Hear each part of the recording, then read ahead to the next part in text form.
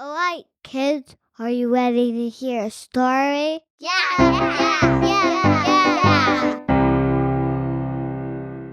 Welcome to Witch Toast and Other Tales. This story is called The Acorn and the Oak. Once upon a time, a long, long time ago, there was a little acorn. Well, no, that's not quite right.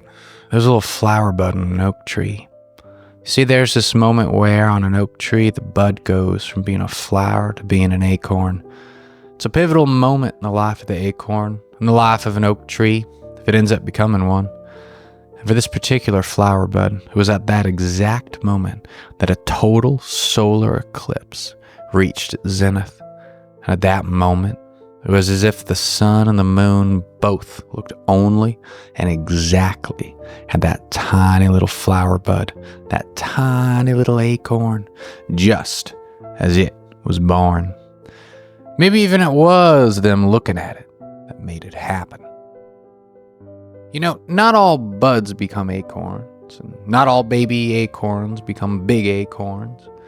But this acorn was way high up in that oak tree, the biggest oak tree in the forest. And every day, all day, the sun would shine down on that little acorn, and it would grow a little bigger and a little stronger. And every night the moon would shine down on it, and in the light of the moon, it would grow a little bigger and a little stronger. It grew to be quite a large acorn. And then one day, that acorn fell. It fell, and as it fell, it passed out of the light and into the shadow of the boughs above it. And something within it celebrated that at last it had broken free, that had grown so large that it had reached the time for it to fall. But another part of it was sad. You see, it was sad because it knew it would not be in the light any longer, but there on the ground, on the forest floor, and above it was the great oak, the mightiest oak in all the forest, the oak that it had dropped from. And a part of it felt despair and hopelessness, because the light was now so far away, the light that it loved so much, the light of the sun, the light of the moon, so far out of reach. It was just a tiny little acorn there on the forest floor, and the great big oak which begot it was there next to it, was there over it, with its great big branches and broad leaves. Well, the acorn became buried in the dirt. Its weight and passing time and the loose soil saw to that, and there it stayed.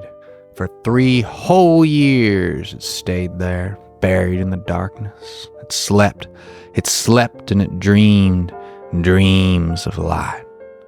And then came the 3rd spring.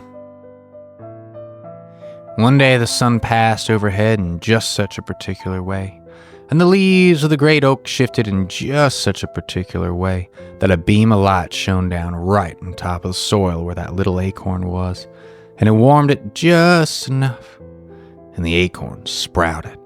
A tiny green little shoot came out its side and went up and kind of curled as it went up, and it pushed its way out of the soil and into that beautiful sunlight. And in the sunlight it was warmed. And that night the moon rose, and the moon shone upon it with its silver glow. And then the next day the sun shone again upon it. And as it did, a leaf began to form, and the leaf unfurled, and it caught the sun like a sail catches the wind. And then it grew. And every day it grew, all through spring and all through summer, till it was only a twig, 6, maybe 7 inches tall. And then it grew still, and then winter came.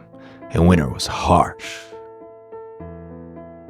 Those first few years were tough. It grew slowly. Rarely did the light shine upon it, but it did grow straight and narrow. The mighty oak above it had dropped many acorns. Some of them rolled away, some of them were carried far away by birds, by other animals too. Some of them were picked up by squirrels and buried all around. But of course, a great many fell beneath the tree itself, just as he had. And there they grew. But there's only so much light there in the shadow of the oak. The tiny little oak had to choose where he would grow his branches and put his leaves.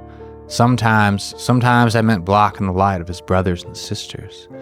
Many of them, they faded away, but still, he produced more leaves and more leaves and more leaves, and endeavored to place them cleverly.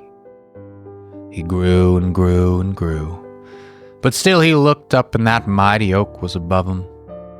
And it blocked out so much of the light that he was hungry for it, greedy for it. He craved the light, he needed it. And so he kept growing. And he grew till he was maybe 2/3 the size of that great and mighty oak.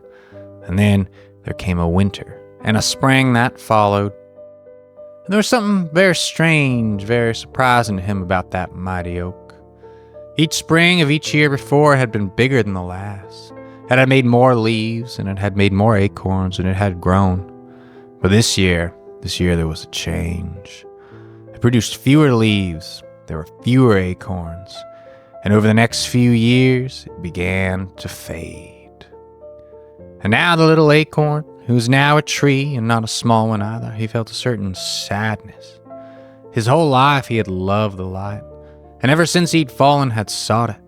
And yet a part of him had known that he could never get it, not more than a little, while that mighty oak stood above him. Now it shrank and he grew. Now it faded and he flourished. Now they grew closer and closer in size, and though he was not nearly as big as it had once been, he saw that he would surpass it. And he knew that he would get what he had craved, that the light would be his. One spring came, and he was taller, and his leaves were broader, and his branches farther than that oak beside him. He was not the mightiest oak in the forest. There were mightier oaks, but in that spot right there, he was mightiest, and he kept getting bigger. As the old tree grew fewer and fewer leaves, its branches began to die and fall off. It withered in his shade.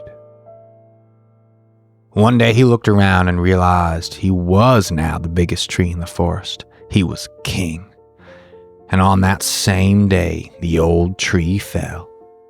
It came crashing down, and the mighty tree, the little acorn who was now king of trees, he wept.